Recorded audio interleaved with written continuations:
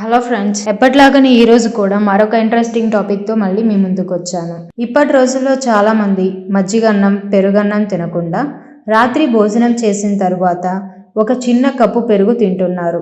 అసలు డైలీ రాత్రి పడుకునే ముందు పెరుగు తినడం ఆరోగ్యకరమా, హానికరమా అనేది ఈ వీడియోలో చూసి మనం తెలుసుకుందాం. తెలుసుకునే ముందు మా ఛానల్ని ఎవరైనా ఫస్ట్ టైం చూస్తున్నట్లయితే ప్లీజ్ సబ్స్క్రైబ్ చేయండి, షేర్ చేయండి. మేము చేసే అప్డేట్ వీడియోస్ మీకు అందరికన్నా ముందుగా తెలియాలి అంటే బెల్ సింబల్ని ప్రెస్ చేయడం మర్చిపోకండి. పెరుగు అనేక ఆరోగ్య ప్రయోజనాలను కలిగిస్తుంది. కాబట్టి పాలు ఇష్టం లేని వాళ్ళు కనీసం పెరుగన్నా తీసుకోవాలి. అయితే రాత్రిపూట కూడా పెరుగు నిరభ్యంతరంగా తీసుకోవచ్చు. తరచూ జలుబు, దగ్గుతో బాధపడేవారు మాత్రం రాత్రిపూట తినకపోవడం మంచిది. రాత్రి తినడం వలన మీ జలుబు, దగ్గు ఇంకా ఎక్కువ అవుతుంది. చాలామంది పెరుగులో షుగర్ యాడ్ చేసుకుని తింటూ ఉంటారు. ఇది పొట్టలో చల్లదనంతో పాటు పోషకాలను పెంచుతుంది. కానీ షుగర్ లిమిట్లో వేసుకోవాలి. షుగర్ కన్నా పెరుగులో అరటిపండు, దానిమ్మ, యాపిల్ వంటి రకరకాల పండ్లను పెరుగులో చేర్చుకుని తినడం వలన టేస్ట్తో పాటు హెల్తీగా కూడా ఉండవచ్చు. వీటన్నింటికన్నా రాత్రి భోజనం తర్వాత మజ్జిగ అద్భుతమైన ఔషధం.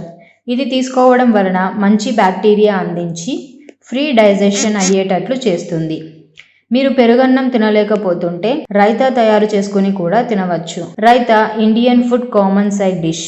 Onions, green chilli, carrot mix చేసి పెరుగు కలిపి తయారు చేస్తారు. ఉట్టి పెరుగు తినని వారు ఇలా తీసుకుంటే మీ బాడీలో ఉన్న వేడి మొత్తాన్ని తొలగిస్తుంది.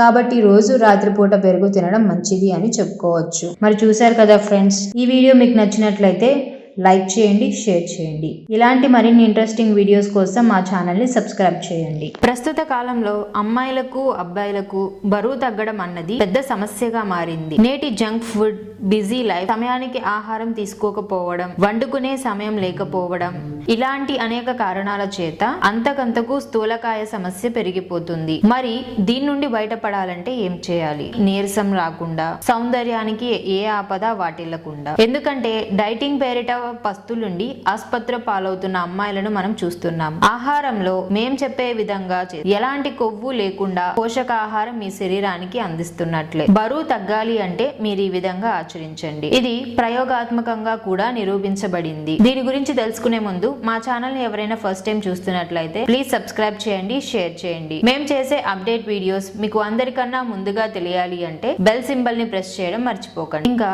ఇది 7 రోజుల్లో మీరు నాజుగ్గా మారచ్చు.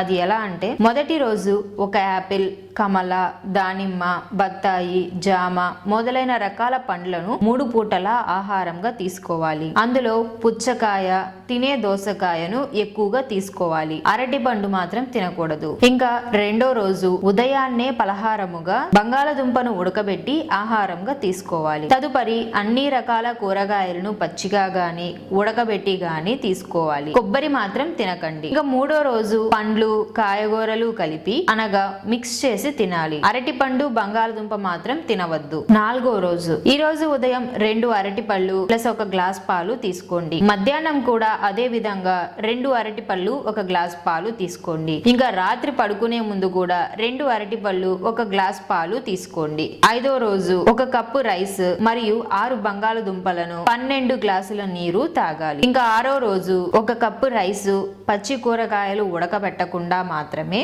తీసుకోవాలి. 7వ రోజు 1 కప్పు రైస్, పచ్చి కూరగాయలను ఉడకపెట్టి మాత్రమే తీసుకోవాలి.